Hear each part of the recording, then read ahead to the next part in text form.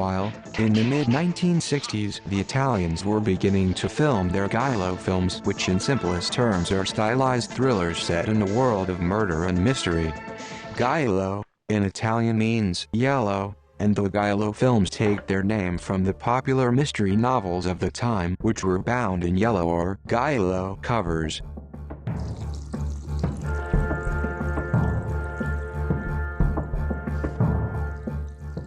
While the Italian giallos are repeatedly praised for their atmosphere and attention to details in regards to the overall visual and feel of the film, they are often criticized for not putting that same attention to detail into the actual plot and story of the film.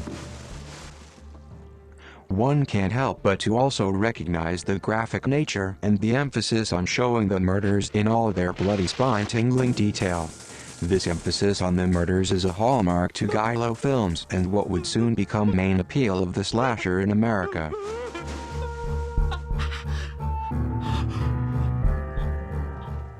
In 1964, Mario Bava, the man credited for bringing horror to Italy, directed Blood and Black Lace, a film which features a faceless killer that racks up a body count of beautiful women in a boarding house through savage murders. The original title encapsulates the plot. Si donne per l'assassino. 6 women for the murderer. Someone is knocking off models at a glitzy Roman fashion house, and the suspects are many and multinational, as this is an Italian, German, French co-production. But this isn't a plot movie, it's totally style over substance. And what style? A house of high fashion, a dazzling whirl of elegance, of exotic, extravagant beauties. Mario Bava succeeded in creating a visual feast for the eyes, but the story didn't quite hold up and audiences weren't impressed. Although the film was a box office failure in its time, it is important in contributing to the formula for what will soon become the slasher in America.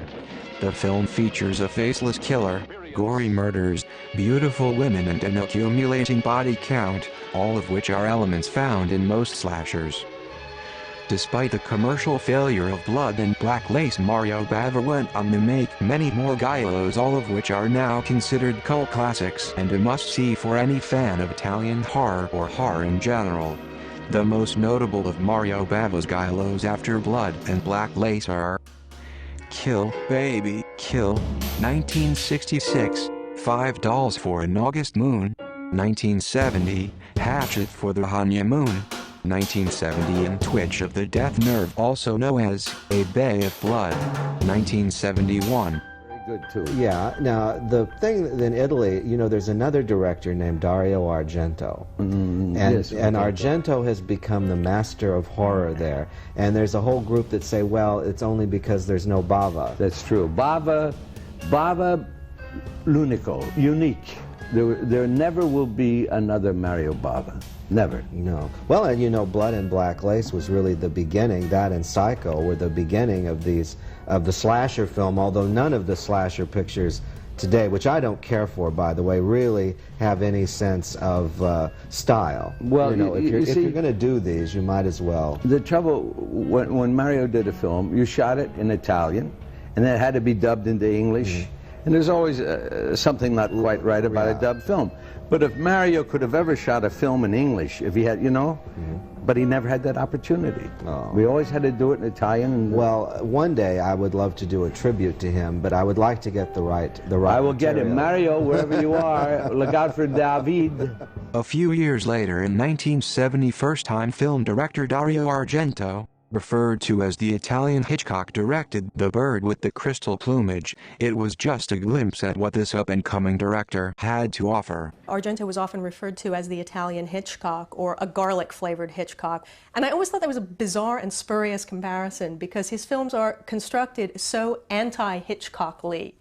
Hitchcock is the most linear and controlled of directors who has probably ever worked in the medium. And Argento is the least linear, I think, whose work has ever achieved wide distribution and any kind of widespread following.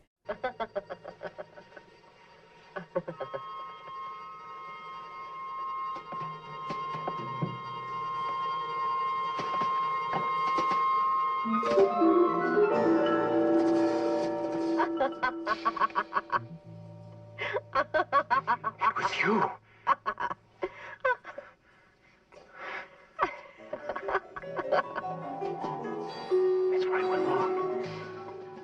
He's an impressionist. And it's fabulous. His stuff is just fabulous to watch. Dario Argento began work as a film critic for the newspaper before he began his career as a film director. While working as a film critic, he began writing his own material with no intention on ever directing at the time. Argento had no formal training in directing a feature film, but he didn't quite like what he saw in Italian cinema. He felt the Italian cinema was in crisis. Then I got the idea that I could do it better myself. At the time I knew cinema only in theory, because I had been a critic.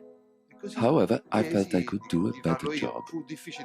So I asked to be able to do this, and it was very difficult. My father helped me a lot, and together we spent more than a year and a half trying to find the finance for my film. The results of this first-time director to pull the audience into his nightmarish vision speaks for itself. Argento gives credit to his mother Elda Luxardo, a respected photographer of Italian movie stars, for helping him develop a key ability that would help define his personal style. I spent a lot of time in my mother's studios while she photographed the famous vamps of the time. It's strange, but I do have this affinity with the female face. Argento's father, Salvatore Argento, an established film producer, helped his son by producing his first feature film, The Bird with the Crystal Plumage, and many of his other films to follow. Argento has gone on to make several successful films, all of which were not in the genre of giallo.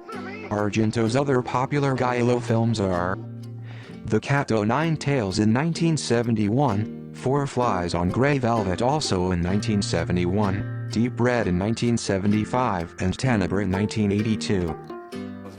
Argento, still active even today, sadly hasn't been able to match his early success. Tenebrae remains his last great giallo, after which his films just didn't have the same crowd-pleasing appeal they once had. While Dario Argento was the most celebrated and influential director working in the genre of Italian giallo, and quite possibly Italian horror in general, there were still many other equally well-executed giallos during the time. Hatchet for the Honeymoon by Mario Bava in 1970, The Fifth Chord by Luigi Bazzoni in 1971, My Dear Killer by Tonino Valeri in 1972, Seven Bloodstained Orchids by Umberto Lenzi also 1972, Torso by Sergio Martino in 1973, Strip Nude for Your Killer by Andrea Bianchi in 1975, Watch Me When I Kill by Antonio Beto in 1977, Killer Nun by Giulio Berruti in 1978, The New York Ripper by Lucio Fulci in 1982, A Blade in the Dark by Lamberto Bava in 1983, Stage Fright by Michele Soavi in 1987, Body Count by Ruggero Deodato also 1987. And the list goes on and on.